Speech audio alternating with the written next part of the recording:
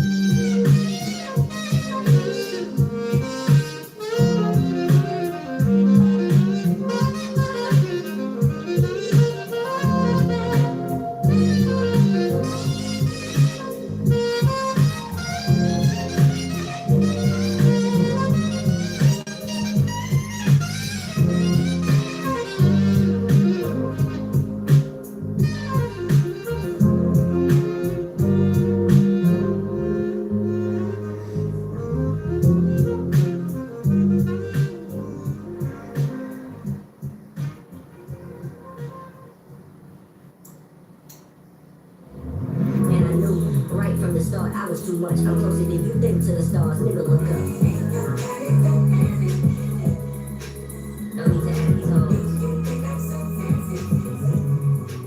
I simply tell them that they ain't.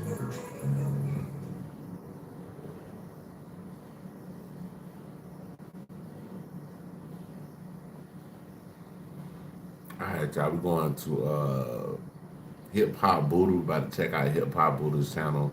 Y'all go check out Hip Hop Buddha. That's what we reacting to. I need to do a reaction to the update on the All Star uh, Jr. arrested by feds for trying to erase Benton database. Let's see. Reading shouldn't be a struggle. Snap a photo. Listen to natural narration. Above the boat and all around, words light up as they are spoken to help you follow along. Scan multiple pages. He got locked up by the feds. Crazy. We finna get into this video, man, and see what's going on. The All-Star JR situation, man. This is crazy right here. I thought he was in the clip. Thought he knew he beat Thought he beat the charges already. All-Star JR just self-snitched and trolled his way into a federal indictment. Hats off to this brother, man. You kept us entertained to the utmost of your ability for the last week and a half, man. We enjoyed every moment of it. But I'm sorry to tell you, man, you going to jail. Now, lucky for you, the feds came and got you right before you set your happy ass down in front of that drum set and did the ultimate self-snitching. If you were self-snitching in a manner in which you were self-snitching all out for the free ski, I would hate to see what you would have done in front of Vlad TV for that $15,000 booking fee, man. You probably would have told Vlad what color the gun was, man. Yo, shout out to Vlad, man. Vlad would have got us the information, but the fans, they saying Vlad just got him locked up.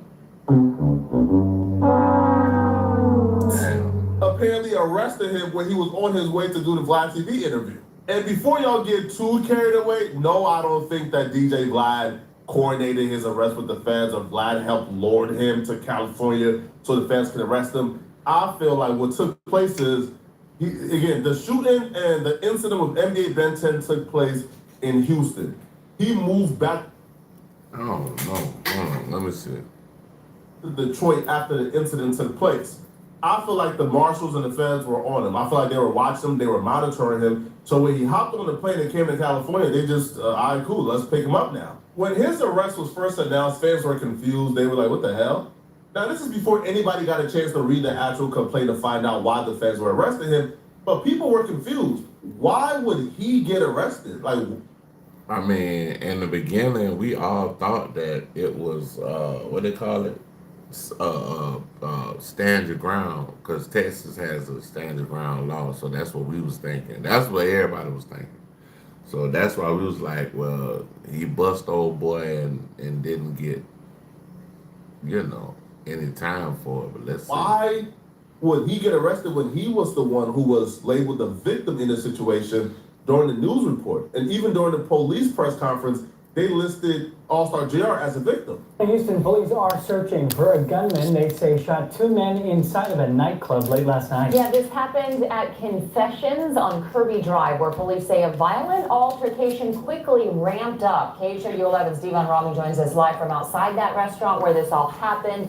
Devon, walk us through what exactly led up to this shooting. Hey, good morning, Alona and Jacob. So this all happened, police say, just by... Good morning, boy. Look dark as hell. What are you shooting all the time it is, man? Behind me here, inside the Confessions nightclub there, which is on the second floor of this building, where you see all those lights on and the sign lit up there reading Confessions. Now, it all quickly spiraled into a chaotic fist fight, ending in gunfire that left two men critically... Bro, you can't. These are my confessions. Sound like some Usher shit. Injured, according to Houston police. Now, police said this all happened around 11:30 last night inside Confessions here on Kirby Drive. Investigators say an altercation involving three men broke out when two men... I ain't trying to be at no restaurant where Usher them pass them cherries out. You know what I'm saying? Y'all doing a restaurant called Confessions anyway. I wouldn't be there. Tried to rip chains off another man's neck. Now, it's unclear if they knew each other. Police say the two suspects... I know y'all seen the box. Stop it! Took the man to the ground and managed to steal his chains. Moments later, several others jumped in, turning the situation into a massive fight with multiple people beating the victim before he was able to pull out a gun and shot two people multiple times. Before I knew the full details, that sounded like self-defense to me. And when NBA Ben 10 and OG3 and others who were involved in this incident with All-Star JR, when they gave their statements to Fanaticz, their account of things seems like self-defense. They told Fanaticz they knocked out All-Star JR 4 times, brought him back to consciousness, and knocked him out again, and they snatched his chain and took it. They started getting back at him. All I heard was this. They say, yo, we knocked the nigga out like 4 times.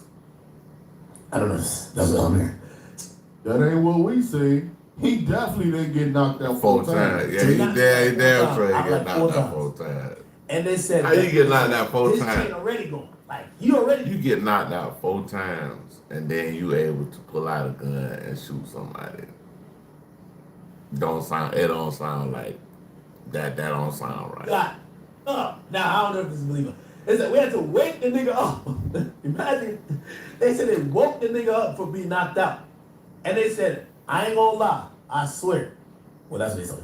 They said, the fourth time after he been knocked out, like, cause it was, then it's kept. They said, we don't know how this nigga found that strength, but the nigga was just moving. And all of a sudden, I guess somebody dropped some, and that's when that happened. But I think they thought that, yo, we done knocked him out, did whatever. Like, this nigga's weak as, but they said that. They should have left that nigga on the floor. If they did that. All bap aside, the video don't show that though. That nigga woke up with like a demon in him, yo, and just grabbed whatever and, you know, da-da-da-da. From the receiving end of things, it sounded like self-defense as well. Yo, knocked him out 4 times, yo, super violated. He woke up and was fighting for his life. Record just one side of the story. Record with both front and back cameras at the same time. Choose your layout, hit record, and you're locked. It sounds like self-defense until you read the indictment and hear what really happened. All-Star JR is cornered. There's no way out of this. Like, he is absolutely cooked, checkmated by the feds. Everything is on camera. And the only bad part about this, it feels like the bad guys win again. It feels like 4K Train, they win again. They go around causing issues, go around starting trouble, go around brutalizing and violating people, and somehow, some way, they always find themselves out of trouble, out of the police sight, and everybody else they engage with always go to jail for a very long time or end up dead. In the case of All-Star JR, everything is captured on camera. The feds got everything. And the reason why All-Star JR is currently arrested, is currently being indicted, is because of this right here. This is NBA Ben 10. This is All-Star JR. NBA Ben 10 is lying damn near lifeless on the floor. All-Star JR is still pumping bullets into him. All-Star JR broke the 3-5 rule, man. I ain't gonna lie. Ben 10 lucky. Cause how All-Star, I'm guessing his adrenaline was still going, because the way you standing over him, not to give him a headshot is crazy. Yeah, I would have had to hit a headshot. But the head is crazy. I would have busted him in the head. If you guys don't, when it comes to self-defense, You had to get a headshot. you can't go beyond 3 5s. It's 5, 5. You can't shoot. And if you slick enough, you could maybe get away with the 5, 5, 5. You still get a little 5 in, you still hit them, but they still, you gotta stop shooting. All-Star JR, he broke the 3-5 rule. He did 5, 5, 5, 5, 5, 5, 5, 5. Now hold on, bro. Hold on, thug. Hold on, man. You two getting no. You two. No, see, Flacco, you gotta point at the ground. He was getting that all on the ground with it easy. Tried to get Ben 10 up out of here, boy. I ain't gonna lie. Ben 10 might don't got his legs, but he still got his life. Boy, they ain't nothing but a God. No, you way too gangster, man. You going to jail, bro. If you got 2 5s for it to be self-defense, if you slick enough, but a lot of y'all ain't slick enough to get up to 3. 3 5s maximum for it to still be self-defense. Once you start getting into the 5 and 6 and 7 5s, man, ain't no self-defense in that case, bro. It's over with. And to make things worse, All-Star JR actually dropped a video called the NBA Ben 10 Challenge, where he's telling people to reenact exactly what he did to NBA Ben 10, which is stand over him and shoot as he's down. In honor of my nigga Ben 10, since he wanted to play, when I was getting me some food, we made a dance for him. Now the best way this dance can work, if a nigga shoot your dumb ass like 4 or 5 times before you fall. But if you don't got nobody to do that for you, just lay down smooth like this, right?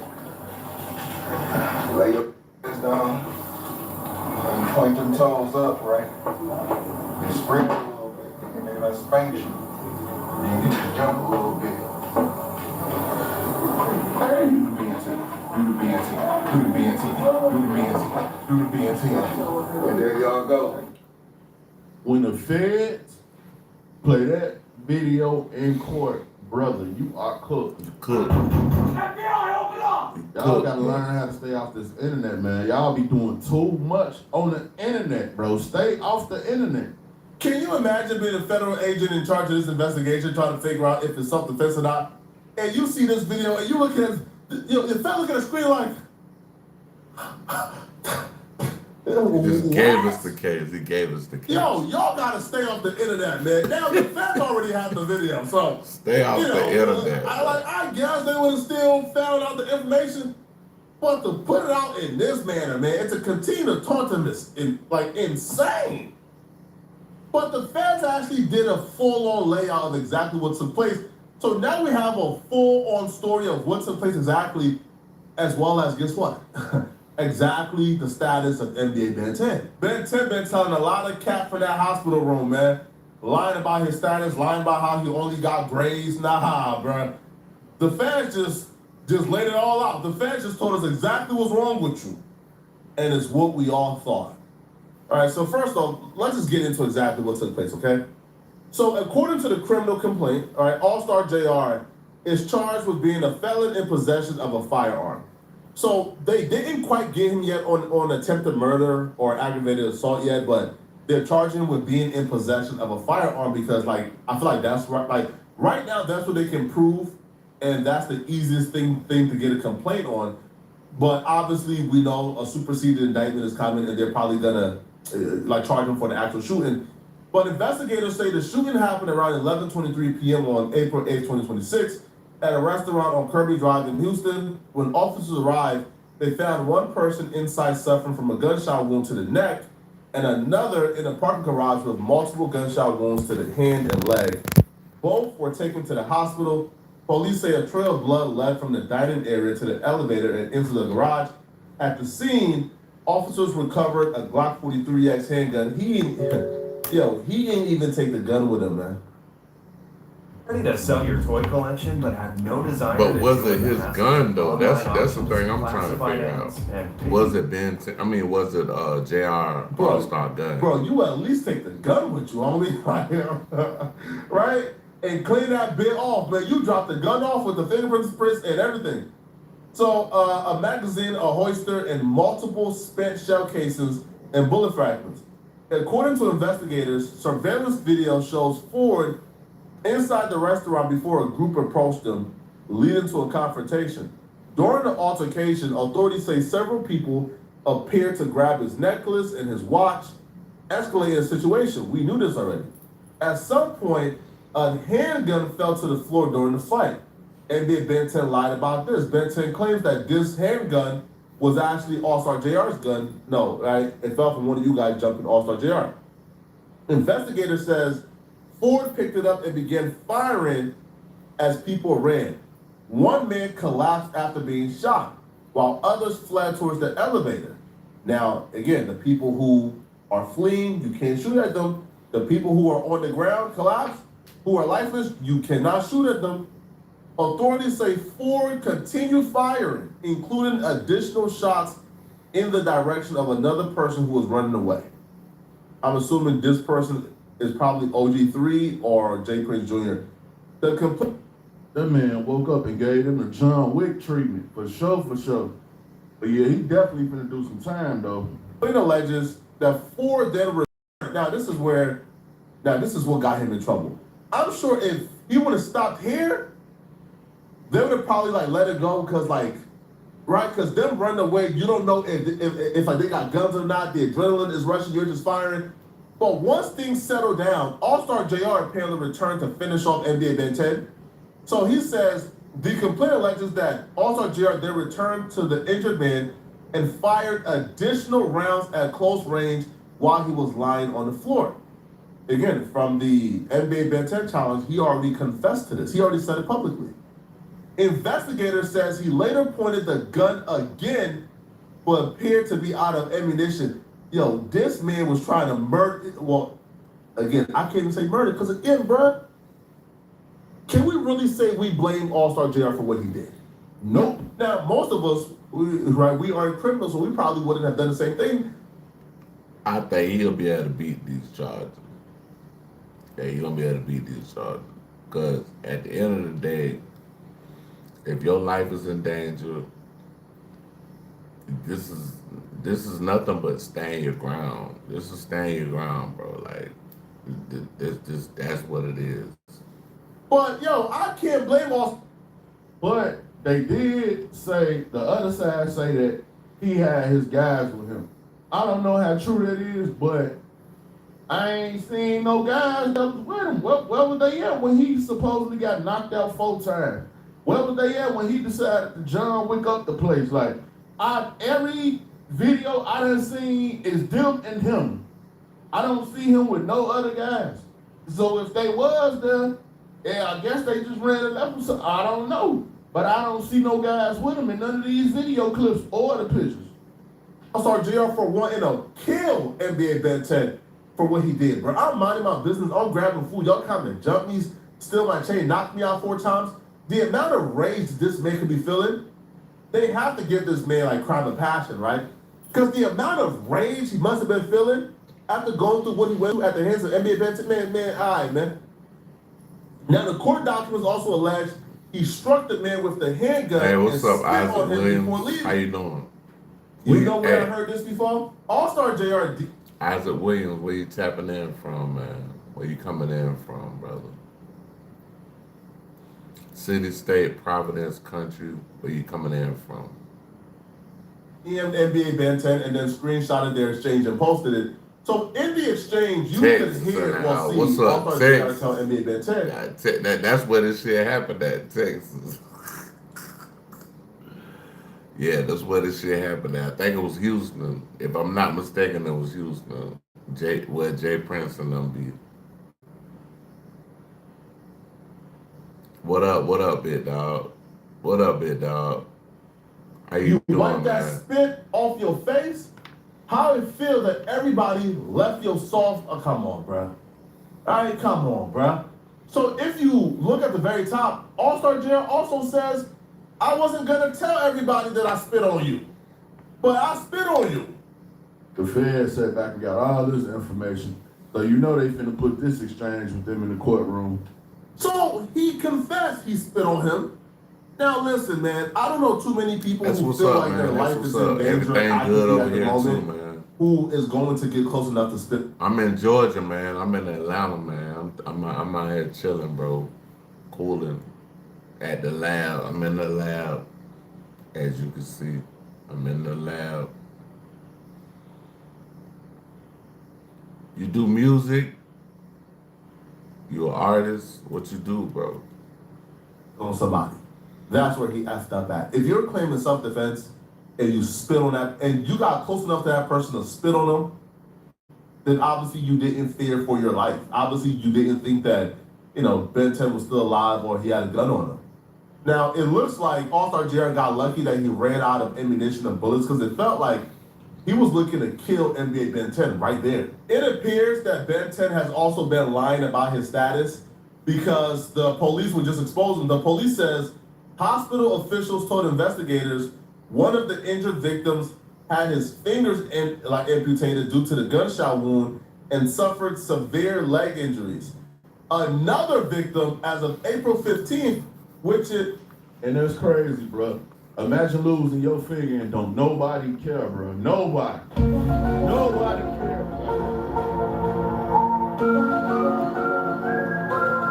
What they say now? Kids, stay in the house.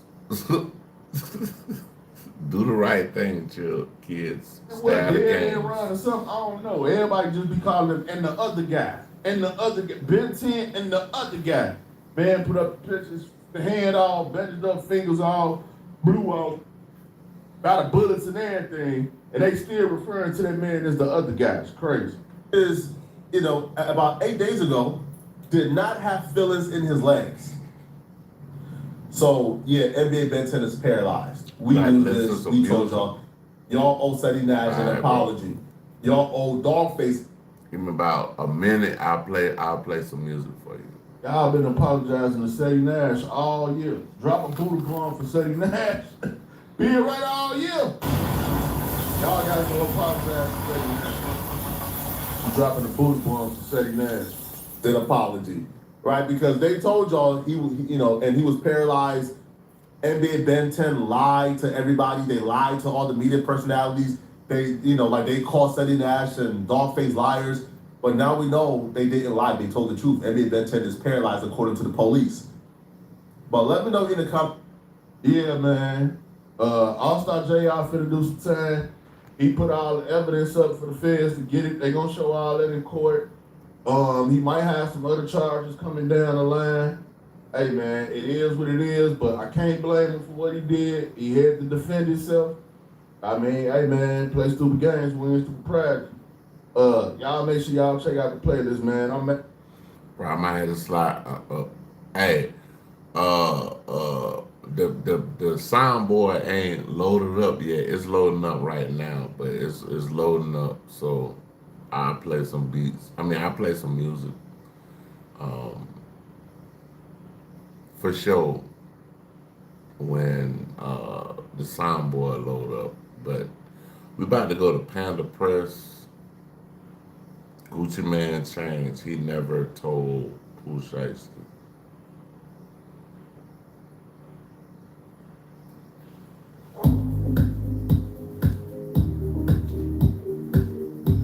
Sleep jar.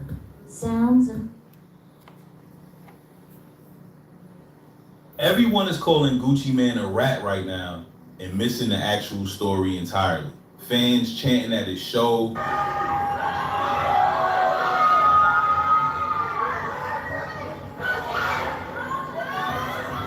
Freddie Gibbs clowning him, memes everywhere. The whole internet locked in on the wrong question. Nobody is asking how Pooh Shiesty, a man who just did 63 months, who came home knowing exactly what another charge would cost him, walked into a studio in Dallas with a gun pointed at the man who signed him on an ankle monitor in a building with cameras, with phone data and vehicle tracking running in real time, like none of that existed. Stop it.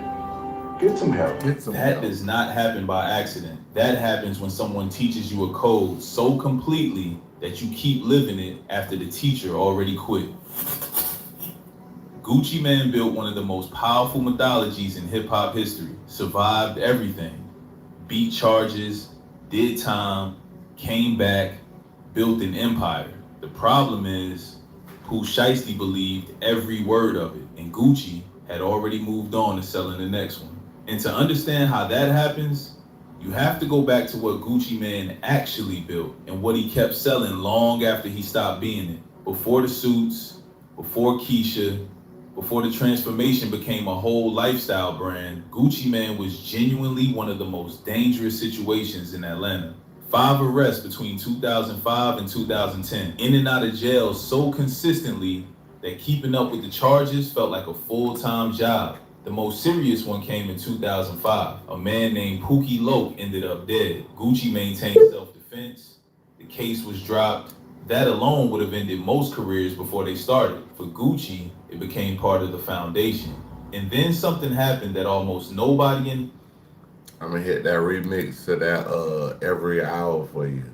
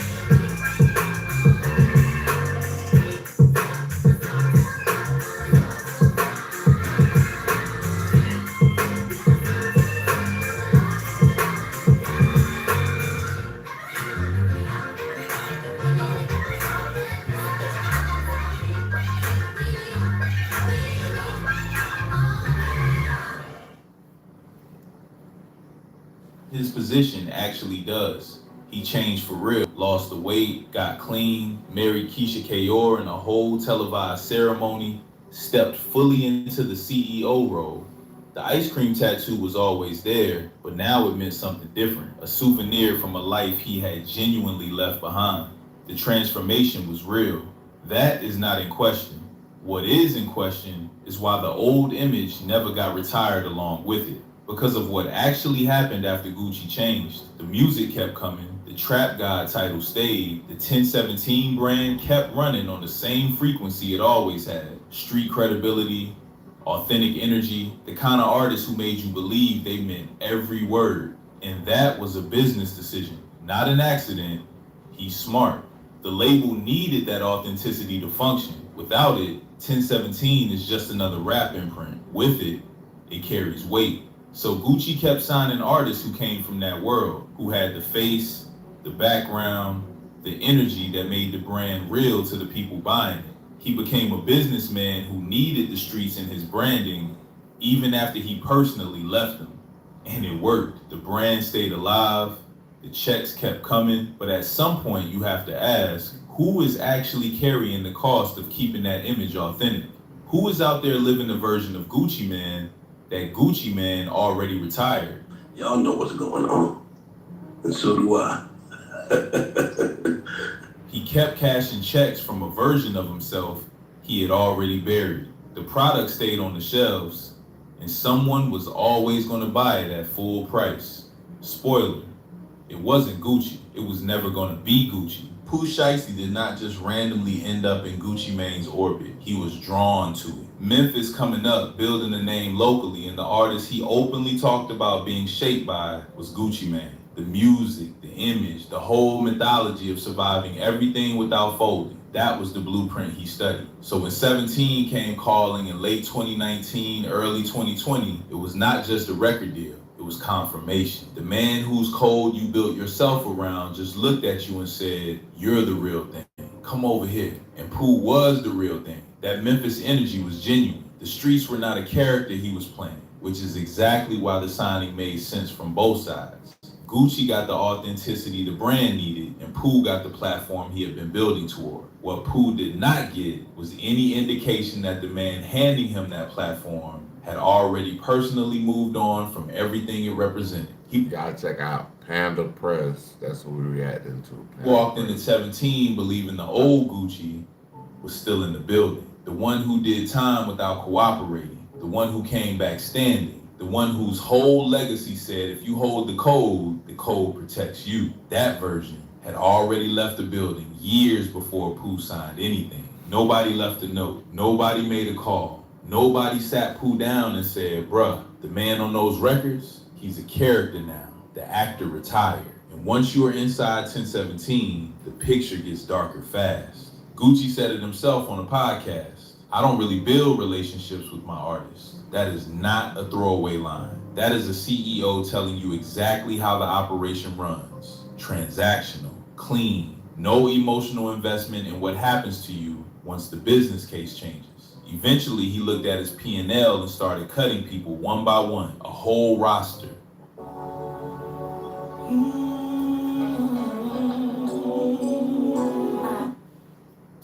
Gone. Hey, what's up, y'all? Listen, I wanted to make this announcement on 1017 yesterday, but I just seen like my... When they say P&L, profits and losses, if your profits ain't adding up to the losses, it is what it is.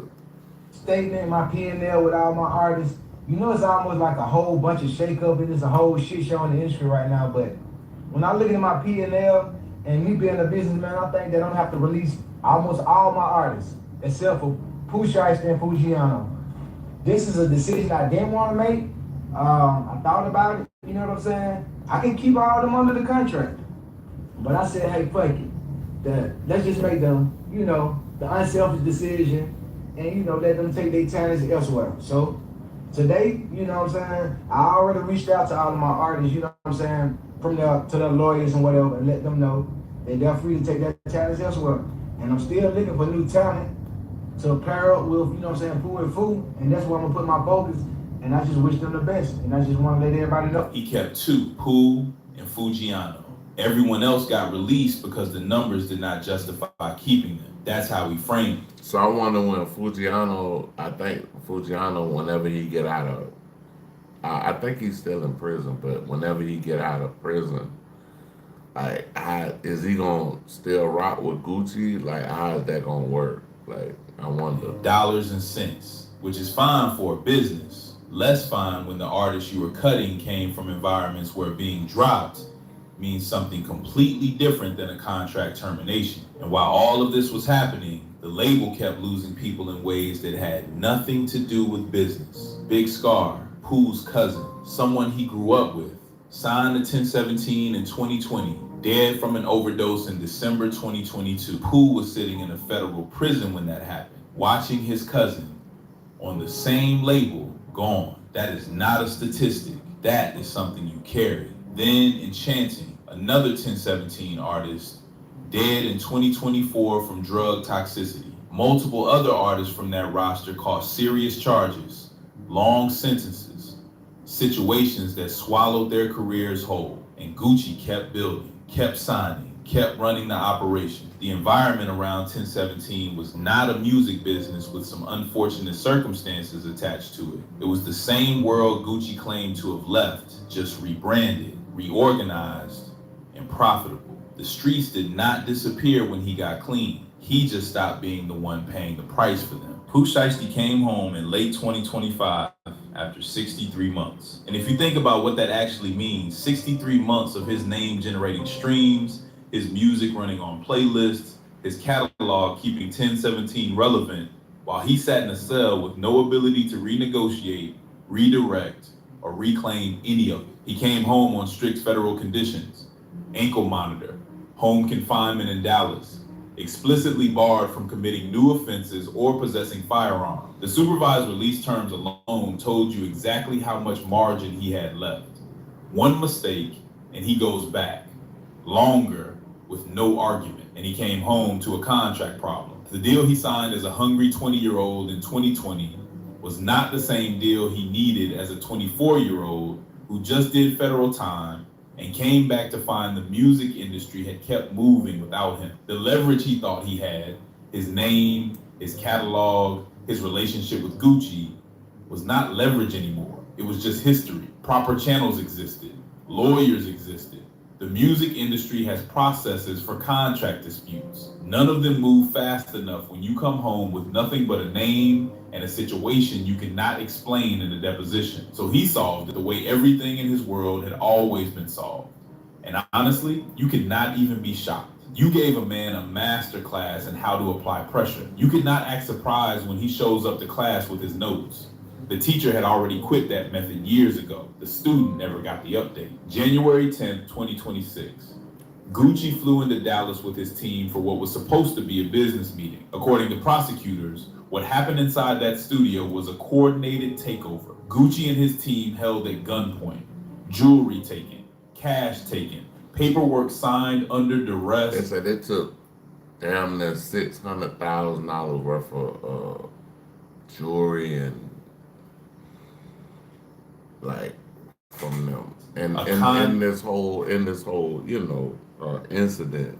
Track release, Pooh could not get through any legal process, extracted at gunpoint instead. 9 people arrested, Pooh's father among them, Big 30 among them. The ankle monitor Pooh had been wearing since he got home placed him directly at the location. He did not even attempt to create distance between himself and the scene. Pooh was denied bond. He is currently sitting in federal custody, facing life in prison. His father is facing charges alongside him. Big 30 is facing charges alongside him. Everyone who showed up to that studio that day because they believed in the code is now paying for it. Fox 13 was on the scene early yesterday as federal agents raided a Cordova home owned by Lontrell Williams Sr., the father of Pooh Shiesty. Now today we learned the investigation stretches from Dallas to Memphis and beyond. Fox 13's investigative reporter Kayla Solomon joins us live from the federal courts downtown. Kayla, Williams Sr. and some other men are now charged. They're expected to be in court tomorrow morning. You considered going through the UCC process and taking back control of your straw man. If you know... I don't even know what they're talking about. Yeah, Darcy, we know that Lontrell Williams Jr., also known as Pooh Shiesty, is expected in a federal court in Texas. But this indictment is more than 30 pages, and it outlines some of how prosecutors say all 9 men are involved in this alleged robbery and kidnapping.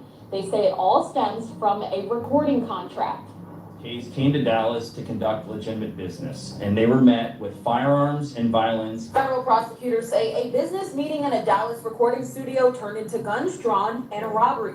One of the victims is listed as RD, the initials of Roger Davis, better known as rapper Gucci Mane. He owns the label Pooh Shiesty and Rodney Wright Jr. of Big 30 are signed to.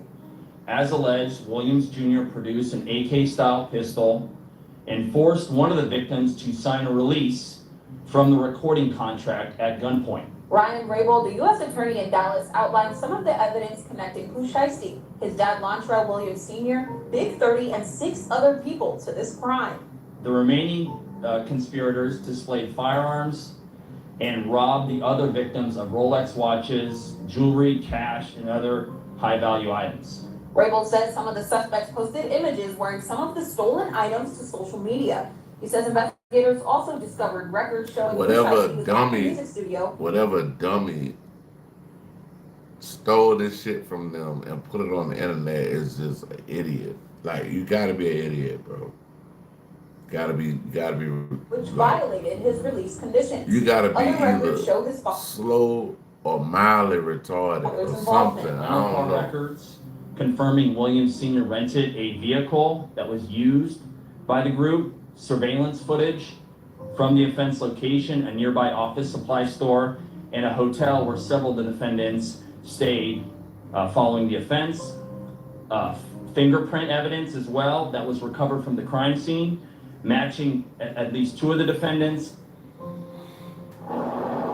Now, as I mentioned, And see, this crazy. Everybody keep talking about, Gucci told, Gucci snitched. Like, bro, it was so much evidence out. I'm not even mad that Gucci put a diss record out and was telling on it. Because, bro, y'all told on y'allself, dog. How you do a robbery with a fucking ankle monitor on? Like, bro, man, cut it out, bro. Like, you're a goofy out here, bro. In custody in Texas, he has been held in a halfway house since he was released from federal custody just a few months ago. Now, we know that his father, as well as rapper Big 30, and 3 other defendants will be here in the federal court in Memphis tomorrow. Of course, Fox 13 will be in the courtroom to tell you what happens. My disappointment is immeasurable, and my day is ruined. Then came Alabama. Gucci performing at a show, walking out, and the crowd greeting him with one word, rat. Loud enough to be on camera, loud enough to travel. Freddie Gibbs watched him drop Crash Dummy, a whole diss track detailing the robbery from his own perspective, and said what everybody was thinking. Snitched on a Zaytoven beat. The streets delivered their verdict immediately, and I understand why, but that verdict is still the wrong one. Because calling Gucci a rat means the whole conversation stays about street code. And street code is not what put Pooh Shiesty in that position. Something quieter did. Something that started years before Dallas and never got corrected. So let's be clear about what Gucci Mane actually did. He went to Dallas for a business meeting. The energy in that room went sideways. When Pooh Shiesty went to court, it was like... It was at this moment that he knew. He fucked up. He got out. He reported it. He went home to his wife and his kids and his net worth.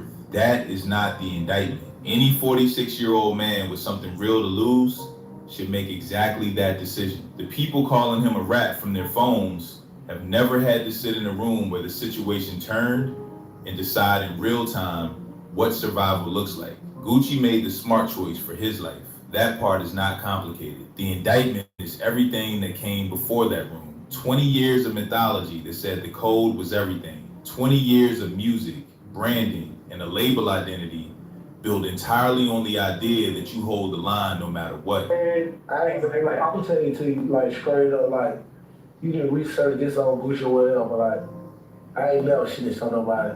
So a lot of people come to me with that in my whole life since I was a little boy.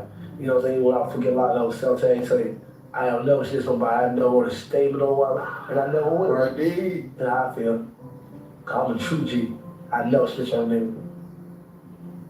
Is there any situation that you can see yourself that you would talk to the police about a situation? I don't do that. Where we from, we don't do that. For real, these canals all say, well, niggas I fuck with, my crew won't do that. We won't snitch on niggas. We stand down for ourselves. Like, if I gotta go, I'm go. I done went before. If y'all don't know, Gucci is actually from Alabama. He's not from Atlanta. He from Alabama. He get his name from his dad. His dad, I don't know if his dad from New York or used to live in New York, but yeah, his daddy was big Gucci. I want to snitch on nigga to save nobody life, not even my own. I die. 20 years of signing artists who believed that version of Gucci Mane was still the operating system because nothing in the product ever suggested otherwise. He kept the Trap God title. He kept making music in that register. He kept building 1017 on street authenticity long after he had personally retired from the lifestyle that created it. And nobody around Pooh Shiesty, not Gucci, not the label, not anyone in that operation ever pulled him aside and said, that version does not exist anymore. The man you signed to is not the man you think he is. Go hire a lawyer. Fix the contract the right way and walk away clean. That silence is worth more than anything Gucci ever said on a record. You can put out 100 trap records. You can build a whole... Man, this shit's hilarious. legacy on holding the line. But the moment you go quiet when it actually matters, that silence speaks louder than the entire discography. Because the record told Pooh one thing, the silence confirmed it. And now Pooh is sitting in federal custody, facing life in prison, while the man whose mythology put him there is doing halftime shows in Alabama. Gotcha. Gotcha. Bruh, this is not gonna... Gotcha. Gotcha. Let's stop with Pooh Shiesty. The 1017 brand is still running. Gucci is still signing artists. The mythology is still on streaming platforms, still in rotation, still being absorbed by kids from Memphis and Atlanta and everywhere else who are doing exactly what Pooh did, taking it literally. The music industry has been running this play for decades.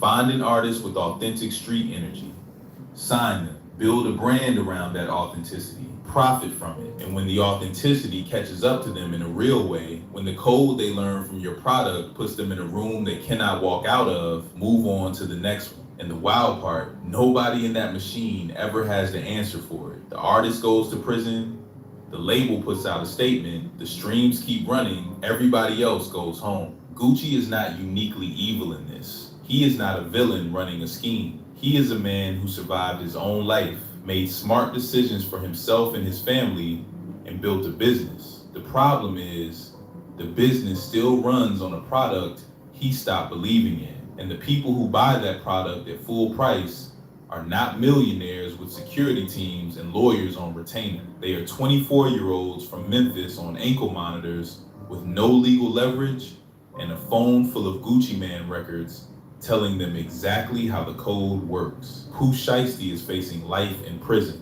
Gucci is doing shows. The image that connected them is still out there on streaming platforms and music videos attached to the next artist Gucci signs. Nobody is gonna call him and tell him either. The Trap God mythology did not fail Pooh Shiesty. It worked exactly as designed. It taught him how to move, what to value, how to solve problems when the system felt like it had no room for you. He learned it completely. He believed it fully. He lived it to the letter. The only thing that was not in the curriculum was the part where Gucci Mane quietly graduated from his own course and forgot to tell anybody. So the question I keep sitting with is not whether Gucci cooperated with police. That answer is obvious, and it is his right. The question is, how many more Pooh Shiesties are out there right now, running on a code that the people who wrote it already abandoned? How many more are gonna walk into a room believing in a version of someone that only exists on a streaming platform anymore? If you have an answer to that,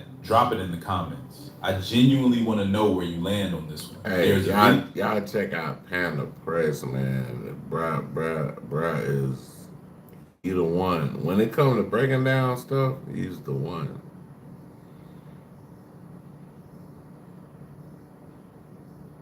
Let me see. Hold on. About to do this David thing. Oh, y'all, there ain't nobody in here, so. Hey, man, y'all kicking me in the comment cafe. I want y'all to like, subscribe, share, definitely hit notification bell. Peace. Hold on. Nah, I might not get out here. Y'all still in here. Hold on. I'm gonna stay with y'all, Brethren. Hold on.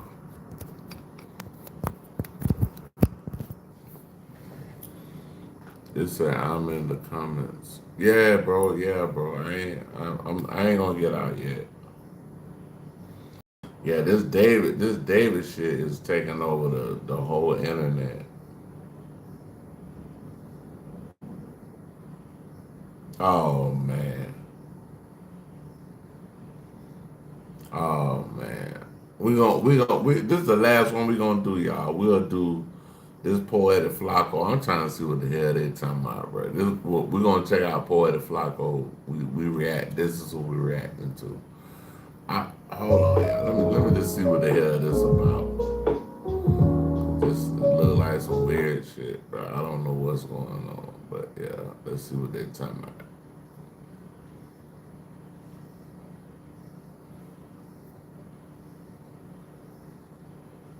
There's this gay dude on Twitter who's currently exposing TDE on our timelines and leaking messages between himself and TDE employees. His name is Dark Rainbow, and I'll be real, this dude is quite possibly one of the most problematic human beings I've ever met. I'm shocked that anybody will be reaching out to him in an attempt to work. Dark Rainbow. What? Dark Rainbow. What? Like, what is Dark When Rainbow? this dude has burnt bridges with almost everybody he's ever worked with. Like, he has never had a working relationship that ended positively. This tweet from Punch TDE, who's obviously an executive at TDE, he's SZA's manager, he operates in other roles at TDE. But this tweet from Punch is what started the entire madness we witnessed on our timeline today and essentially got TDE exposed. So the tweet reads, "No good deed goes unpunished. Slap into the face emoji. LOL, my fault, MacWop. I ain't know that dude was talking crazy, shaking my head." The dude MacWop that he tagged in a tweet, he has a podcast. He's also a TDE executive. He's DJs. Keem on the right is also one of the executives at TDE. I believe Keem does security. But yeah, MacWop and Keem, they're really close. They have a podcast together, and they both hate Dejan. So why is Punch TDE tagging MacWop in a tweet about Dejan? That's because Punch had accidentally DM'd Dejan to give him props for his reporting and his job in media on the West Coast, not understanding that other TDE members don't like Dejan for some pretty valid reasons. Dejan used to be on a podcast network called Community World. Keem and MacWop was also on that network as well. While they were all working under Community World, they got into it, had issues due to words said on podcasts. Because of podcast beef, Dejan took it upon himself to go to social media to diss Keem parents, more specifically Keem's dead father. I'm not gonna show the actual real disses where he starts talking about maggots in graves and stuff like that, because that's just too flagrant, bro. I'm not about to play with nobody's parents like that, bro. But just know he said those things. But one of the things that I can show on screen that's not as flagrant, he says Keem, who is a crack baby and dislikes me because I'm not a crack baby like him, is fantasizing about Stet choking me. And then he continued, he writes, Keem's parents' crack pipe used to stay in the fire, shout out, laughing emoji, right? Obviously, Keem's father is deceased. You saying this about somebody's parents in general, yet alone somebody, dead parents, is it's just absurd. Not dead parents, because Keem's mom's still alive, God bless her soul. But saying this about anybody paired over a podcast beef is crazy. Hey, I'm still standing on what I said before all of this. I said this is as a casual viewer. Bro was a hazard. You know what I'm saying? Right. No, I know that. Tell my Q-Wop, man, look at, hey man, that's a hazard. Look at him crashing. That's just what that is. Right. Like, he's a overweight, sugar loving, cigarette smoking. He smoked cigarette? Anything. Yeah. Lying. Hey, you. That's crazy. Y'all got his number. You know, he like to tell the truth. He like to tell the right truth. now, you pedigree. He do powder. For the cigarettes, but I don't know about the. Well, you don't know true the details. Allegedly. Like that sometimes. You know, a lot of times, you know, they be on, the powder is definitely in the mix. Yeah. Allegedly. It's allegedly. Allegedly. Hey, yo, and for that, it's all hits to the. We got a disclaimer. They can refer to the disclaimer. So I'm just saying. Yeah. But he too. But like, I would have done my sentence. I would have done my sentence. What's your sentence? I would have said allegedly. It's cool. We got the tag in front, man. Okay. They can't do us like Flacco do it point and shoot. We got a tag. Allegedly, he's fattest. Yeah, no, that's sad. Allegedly. That's sad. Yeah, I don't know what his allegedly's going. That's sad. And I'm not even showing the worst of it. If you guys truly seen what he said about Keem parents, y'all would ask yourself, why hasn't Keem found this dude yet? Like this, it was absurd. So obviously, because Dejan has this Keem parents, Keem can never be cool with Dejan again. MacWop don't like Dejan because Keem is his boy. So when Dejan they talking about baby got a message from they talking about baby Keem or they talking about somebody else? I'm trying to figure this out. TDE, well, Dejan was excited to share that with the world. So MacWop and Keem gave Punch TDE a call and told him, hey, Dejan has been dissing Keem dead parents or dead parent. Don't rock with him. And Punch agreed, which led to Punch comment on Twitter and apologizing to MacWop for even engaging with Dejan and messaging Dejan. Well, Punch TDE apologizing for hitting up Dejan on Twitter really pissed off Dejan, and this led to him leaking some messages that caused a lot of trouble for TDE.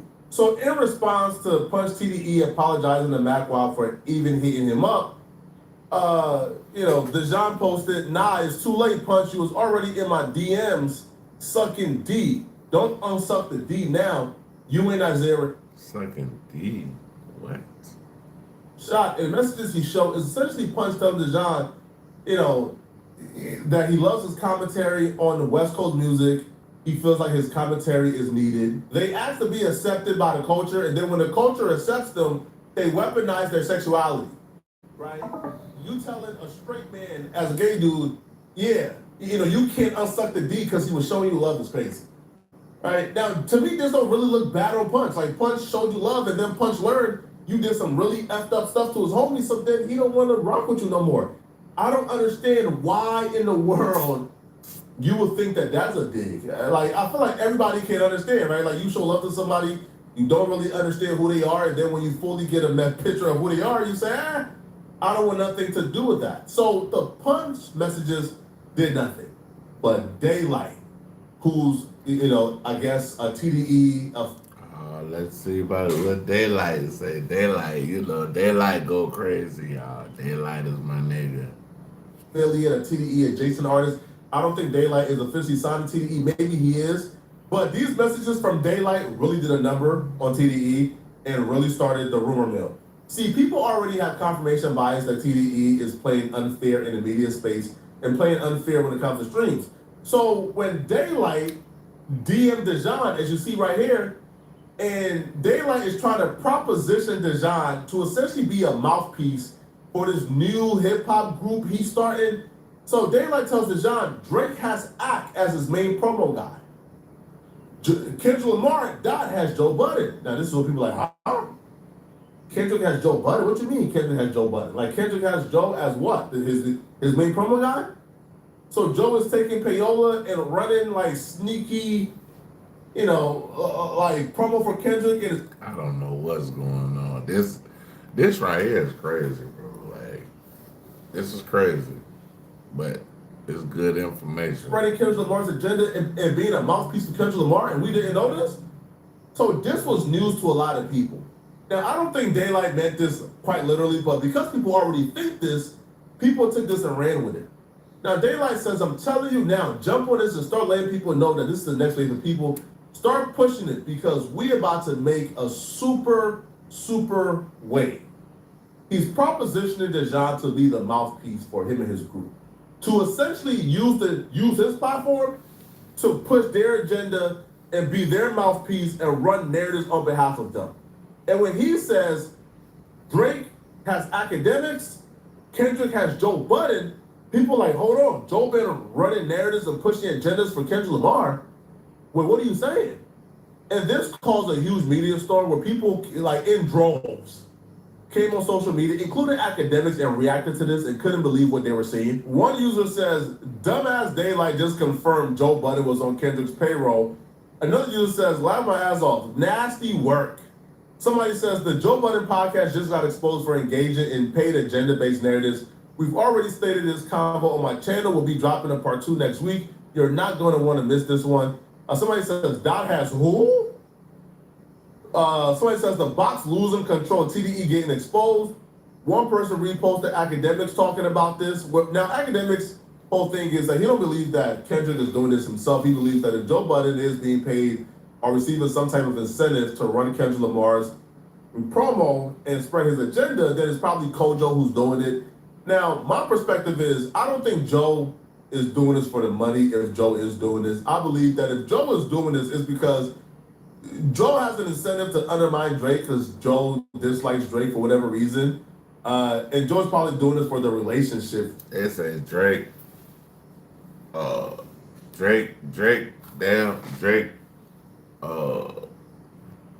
basically was messing with Joe Budden gal. If anything, right? I don't think Joe is getting paid to spread agenda. I feel like if Joe is spreading an agenda for Kendrick Lamar, one is because of the relationship, and two is because of his hatred for Drake and nothing else. Don't know, and I think you'd have to ask Joe that. I do want to also say, and I've said this before, I don't think Kendrick Lamar is running this promo. Welcome to Cultured Health, a digital healthcare app that connects dietitians to clients based on their culture. I did tell y'all though, the best guy that does digital, his name is Kojo. I've worked with him before. He just only works with TDE now. He solely works with TDE. That's the guy that Drake was trying to find. Drake couldn't find that nigga around at all. Drake spent $100,000 to find me in a civil lawsuit, couldn't find him. That's crazy. That guy is by far the best digital guy in music. I think he works straight for PG Lang at this point, right? So they probably have him on like a multi-million-dollar budget per year. That person, and I've worked with him a lot. I've done a bunch of campaigns with him. Man, I wish I could do some shit like that, bro. Get millions of dollars just to do media campaigns, bro. That's crazy. Knowing him, I can see them doing something with Joe. He's a very he thinks outside the box. Most labels come to you and they're like, could you post this for this money? He's very next level with, let's get this relationship, incentivize it obviously with some money, but we're gonna go off your likes, your taste, we're just sweetening the pot.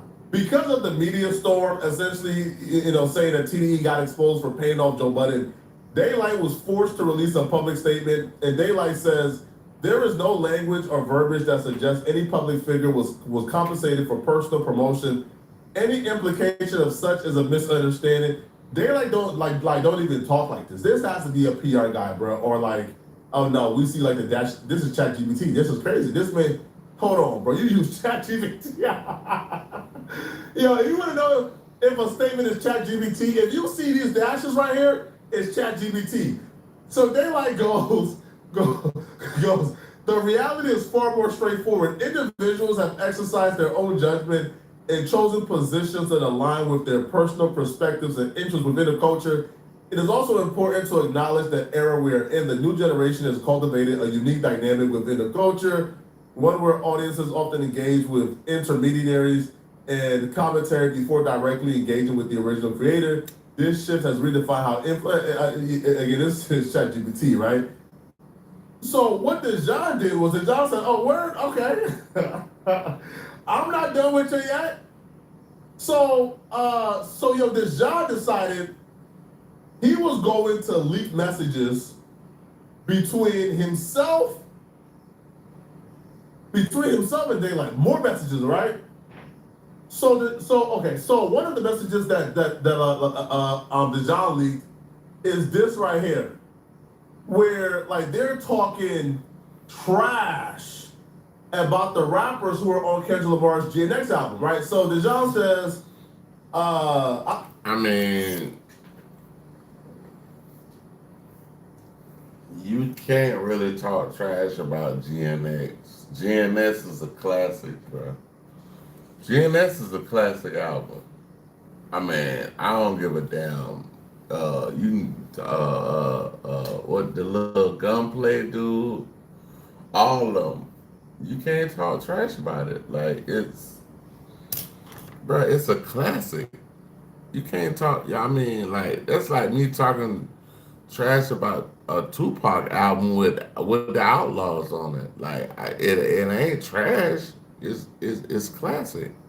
I even seen someone tweet that Casey Veggies was going to be like the next Lupe Fiasco and a huge start in hip hop, but he started rapping over West Coast party beats like Backflip.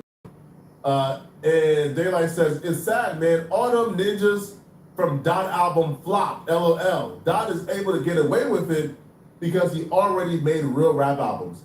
So he just said right here that GNX is like not a real rap album.